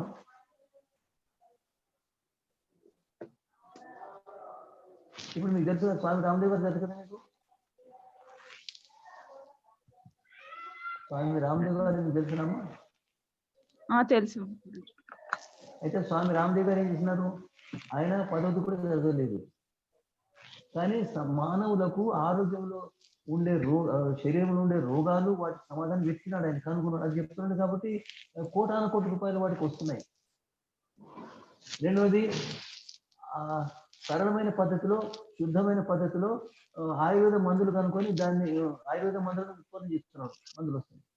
రెండోది మనుషులకు దైనిక వ్యవహారం అవసరం ఉండే వస్తువులను ఆయన తెలియజేస్తున్నాడు అంటారు. అయితే మనుషులకు ఉపకారం కలిగిస్తే ధనం వస్తుంది, మనుషులకు ఉపకారం కలిగే విషయం నేర్పితే వాడు ధనం ఇస్తారు. ధనం చదివితే ఇంగ్లీష్ భాష చదువుతారు, ఇంగ్లీష్ భాష చదివితే ధనం వస్తుంది అనుకుంటే అది పొరపాటు కాదు. ఇంగ్లీష్ భాష చదువుకున్న చాలా మంది వారికి చదువు రాదు, ఏం రాదు, వారికి ఎవరు కూడా పైసలు ఇవ్వరు. ఇంగ్లీష్ భాష చదివితే చదువుతుంది కదమ్మా, ప్రజలకు లాభం కలిగితే, ప్రజలకు ఏ కారణం ద్వారా లాభం కలిగితే దాని కొరకు డబ్బులు వస్తాయి. ప్రజలకు లాభం కలగాలి, ప్రజలకు లాభం హితం కలగాలి, ప్రజలకు హితం కలగాలి, ప్రజలకు సుఖం కలగాలి, ప్రజల బాధ దూరం కావాలి, ప్రజలకు సమానం. అవి ఎట్లా వస్తాయి? అవి చెప్తే వారికి ధనం వస్తుంది. స్వామీజీ, నేను అన్నది పంచభూతాల ప్రభావము ఎలా ఉంటుంది ఉండిందా అని అన్నాను నేను. అంటే వాతావరణం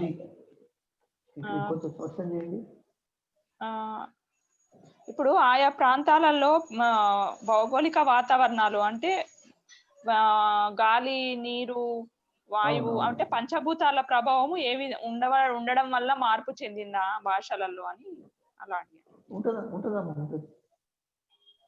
అంటే ఉత్తర భారతీయులు వేరే విధంగా ఉచ్చారణ చేసి మాట్లాడతారు కదా, దక్షిణ భారతీయులు వేరే రకంగా. అది ఆ విధంగా ఏమైనా మార్పు జరిగిందా ఆ విధంగా సంస్కృత భాషది అని అడిగాను. వ్యవహారంలో మార్పు ఉంటుందమ్మా. సంస్కృత భాష లేదు, కానీ వారు వాడుకోవడానికి అనేక రకాల శబ్దాలను సృష్టిస్తారు, ఆ శబ్దాలను అనేక అర్థాలను వాడుకుంటారు. ఇప్పుడు మీరు చూడండి, మనం సంస్కృతం అంటే దానం అంటాం. దానం తెలుసు కదా, దానం అంటే తెలుసు కదా, ఓం ఓం సమస్య.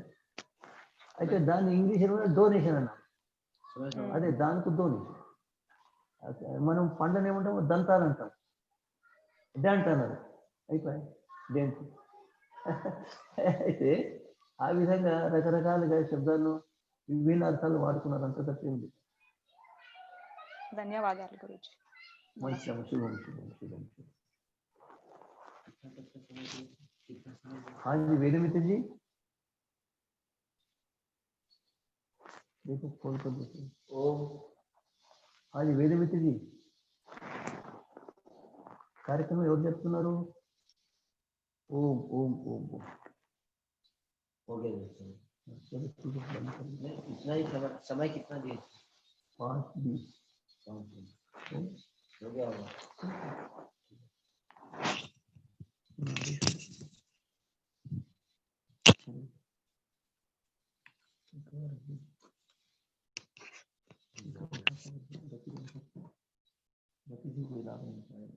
अक्षर मैंने छोटी लिखी थी, बड़ा लिखा था।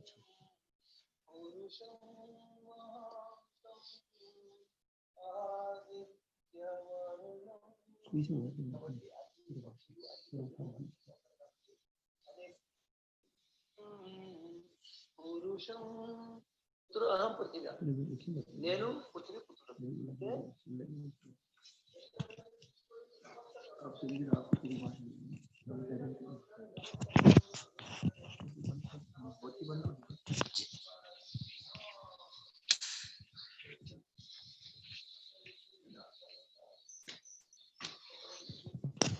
कुछ शब्द समझ में नहीं आते, कुछ शब्द समझ में नहीं आते।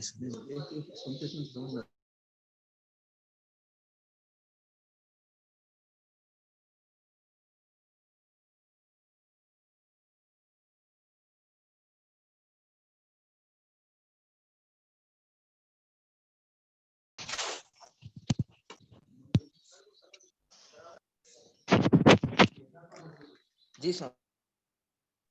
ఓం లక్ష్మణరావు గారు శాంతి పాఠం చేశారా? లేదు గురూజీ, ఓం చేయలేదు గురూజీ. నేను ఒకవేళ ఆలస్యమైనప్పుడు మీరు దాన్ని ముగింపు చేయండి. చేశారా ముగింపు? ఇది చేయలేదండి, చేసేస్తానండి. అదే నేను రాలేదు అంటే ఏదో కార్యక్రమంలో వ్యస్తంగా ఉన్నానని అర్థం చేసుకోండి, సరేనా? అలా గురూజీ. అందరూ శాంతి పాఠం.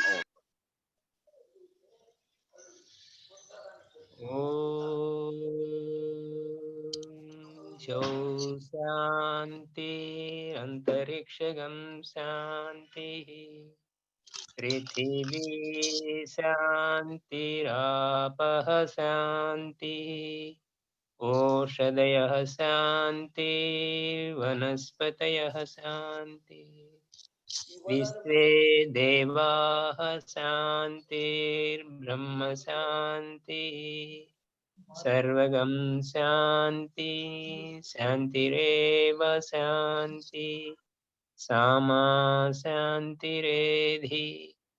ओम शांति शांति शांति। ओम श्री गुरुभ्यो नमः। सर्वेभ्यो नमो नमः। ओम श्री गुरुभ्यो नमः। सर्वेभ्यो नमो नमः। गुरुभ्यो नमः। सर्वेभ्यो नमो नमः।